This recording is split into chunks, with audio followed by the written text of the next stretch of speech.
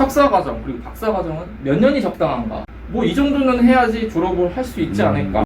4년을 잡았다 해도 교수님이 안 놔줄 수도 있어요.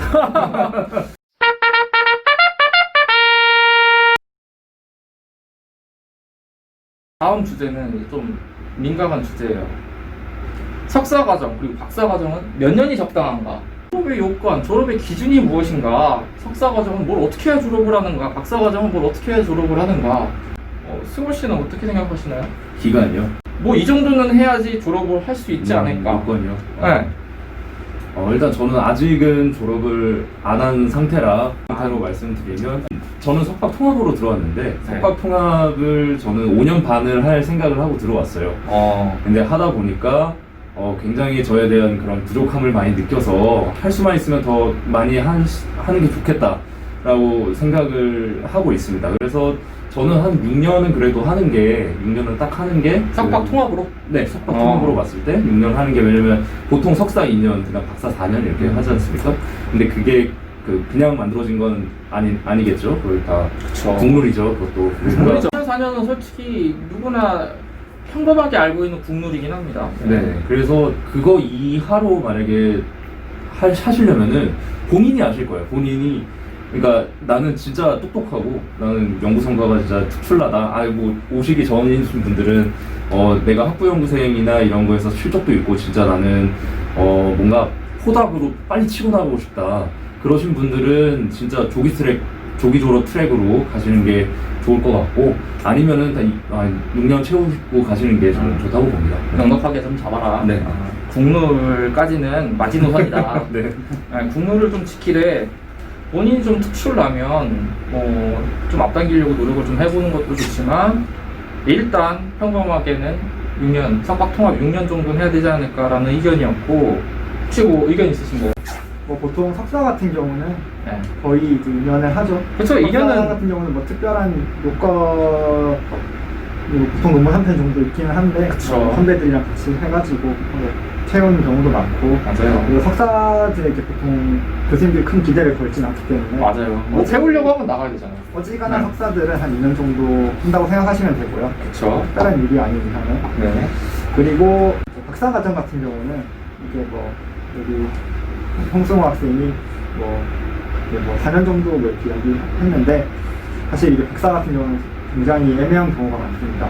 왜냐면은 연구실마다 연구 분야마다 좀 다르거든요. 어떤 맞아요, 연구 분야는 좀 더 오래 걸리기도 하고요. 맞아요. 어떤 연구 분야는 좀 더 빨리 걸리기도 합니다. 왜냐면 실적이 나오는 속도도 다르고, 그 분야마다 워낙 편차가 커가지고 좀 차이가 저는 많다고 봅니다. 그래서 보통은 그냥 약간 연구실별로 좀 분위기가 있는 것 같아요. 이 연구실은 어느 정도 있고 이 연구실은 어느 정도 있고, 그래서 각 연구실마다 좀 편차가 있지, 좀 제너럴하게 이야기하기에는 박사과정은 좀 어렵지 않나. 근데 이거 자체가 굉장히 행복한 고민인 게, 여러분들이 4년을 잡았다 해도 교수님이 안 놔줄 수도 있어요.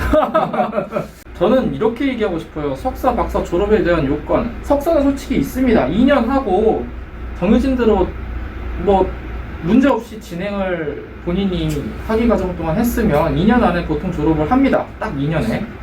근데 박사 과정 같은 경우는 말씀하신 것처럼 본인이 하기에 달려서 뭐 6년 하고 싶다라는 희망이 있을 수도 있고, 또 분야마다 안 박사님 말씀해 주신 것처럼 분야마다 다 달라요. 연구실마다 다 다르고. 그래서 저는 항상 이 얘기를 해요. 박사과정 학생들한테는 교수님이랑 졸업에 대한 이야기를 좀 하고 있냐. 이게 졸업할 때쯤 돼서 얘기하는 게 아니라 박사과정을 시작할 때쯤 이야기를 해야 된다고 생각을 해요. 우리 지도 교수님은 어느 정도를 해야 내가 박사과정을 졸업할 수 있다라고 생각을 하시는가를 알고 있어야 돼요. 이게 연애랑 비슷한 것 같아요. 교수님이랑 박사과정은 연애예요. 이거 만나가지고 이제 막 사는데, 이거 솔직히 말하면 여자친구가 더 가까이 지나죠. 맨날 얼굴 보고 있고 맨날 뭐 미팅하고 막 그러는데, 이 사람이 뭐 알아서 졸업을 시켜주겠지, 이분이 뭐 알아서 뭐 때 되면 해주시겠지 하고 눈 감고 실험만 하고 있으면 7, 8년 갈 수 있어요. 왜냐면 교수님의 속마음을 나도 모르고 교수님도 내 속마음을 몰라요. 얘가 정말 여유있게 박사과정을 하려고 하는 학생인지, 아니면 승호 씨처럼 욕심이 있어서 빠르게 트랙을 밟아서 졸업하고 싶은 학생인지 모른다고. 그래서 저는 항상 박사과정 학생들한테도 말을 해요. 꼭 교수님이랑 졸업에 대한 이야기를 나눠봐라. 교수님은 어떻게 생각하시는지, 나는 어떻게 생각하는지. 그래서 합당한 합의점을 찾아야 되지 않을까. 그래서 저는 연애를 잘하면 대학원 과정을 잘한다고 얘기를 많이 좋은 합니다. 말씀이시죠. 또 예민한 주제예요. 대학원은 월급을 받는가? 네. 등록금은 어떻게 해결해야 되는가? 뭐 이런 많은 질문들을 하더라고요. 왜냐면 민감할 수밖에 없잖아요. 대부분 학부를 졸업하고 기업을 가서 돈을 벌려고 하는 학생들, 또 그 기회비용을 사용해서 공부를 더해서 대학원으로 오고 싶어하는 학생들이 많이 하는 질문들이 바로 월급. 아주 민감한 주제인데 뭐 정확한 월급의 내용을 여기서 공개할 수는 없어요. 왜냐하면 이건 연구실에 대한 그 개인 프라이버시니까. 그렇지만 그에 대한 의견 정도는 낼 수 있지 않을까. 본인은 어떻게 생각을 하시나요? 뭐 등록금이나 월급 이런 거에 대한 체계에 대해서 어떻게 본인은 생각을 하고 있나요?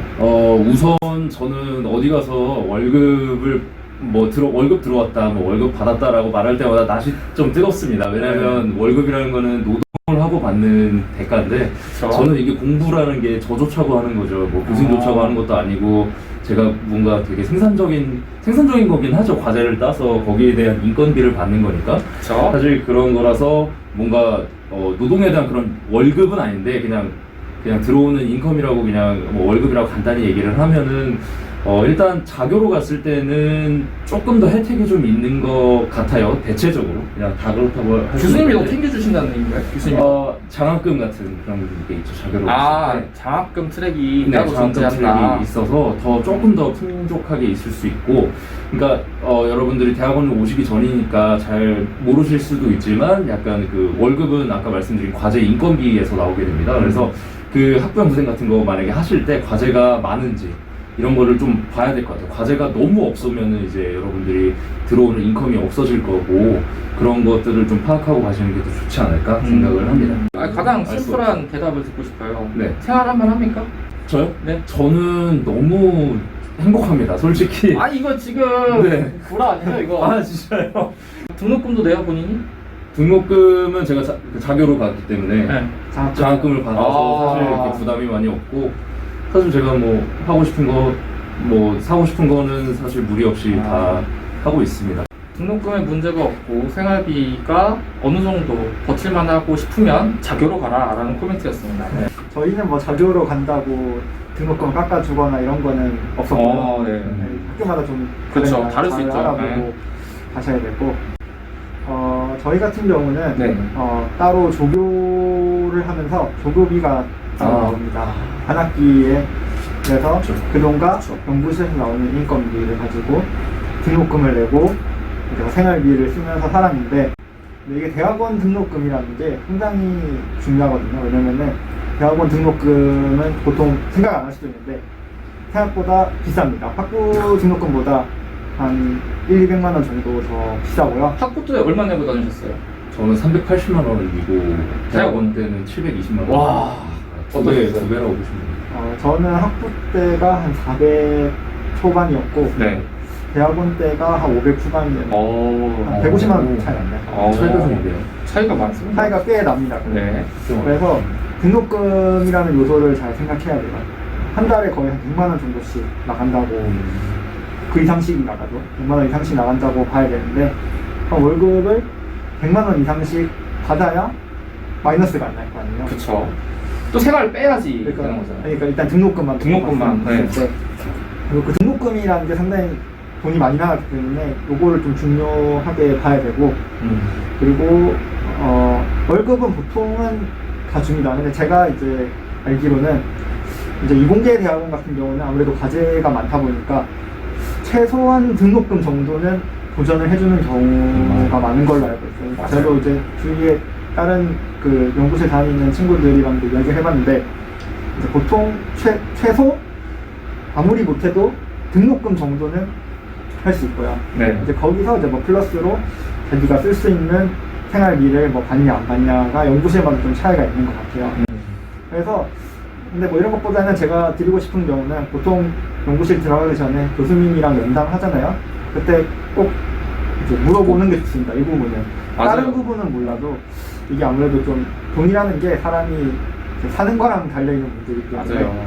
한번 이제 조심스럽게라도 이제 뭐 월급은 어떻게 되나요? 뭐 등록금 어떻게 해결하면 되나요? 이런 식으로 물어보는 것을 저는 추천드립니다. 맞아요. 여기서 아까도 말씀드렸다시피 교수님들이 좀 어려워서 돈에 대한 이야기를 하면 안 좋게 생각하시지 않을까, 내가 좀 불이익이 있지 않을까 생각해서 망설이시는 분들이 좀 있을 수도 있어요. 근데 안 박사님 말대로 확실히 짚고 넘어가야 될 건 짚고 넘어가야 돼요. 한두 달 보고 우리가 안 볼 사이가 아니잖아요, 교수님들이.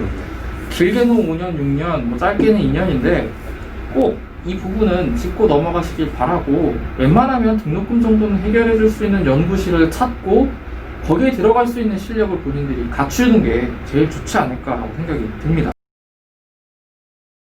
이거는 제일 많이 하는 질문이에요. 이 대학원을 가야 될까? 이게 노예되는 거 아니냐? 어때요? 후회되나요? 박사과정 하는 걸? 단 한 번도 후회한 적이 없어요?